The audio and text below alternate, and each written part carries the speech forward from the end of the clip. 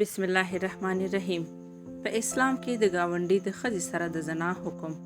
نن درته ډیره مفیده ویډیو لرم. هیله ده تر پای یې وګورئ او د داسې ښکلي مطالبو لپاره زموږ چینل سبسکرایب کړئ.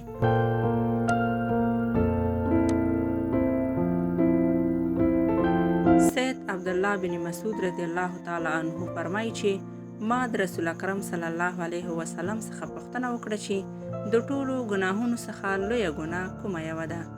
نبی کریم صلی الله علیه وسلم وفرمایل چې ته یو غیر د الله تعالی سره برخوردار یعنی شریک جوړ کړي، حالانکه هغه ستا خالق دی. ما عرض وکړ چې واقعا دا یوه بده خبره او لویه ګناه ده. بیا عرض وکړ چې له دې نه پس کومه ګناه ډیره لویه ده؟ وی فرمایل چې ته خپل بچی له دې وجې ووژنې چې هغه په خوراک کې تا سره شریک کیږي. ما بیا عرض وکړ چې له دې نه به هم کومه ګناه لویه وي؟ وی فرمایل چې ته د خپل ګاونډي د ښځې سره بدکاري یا زنا وکړې.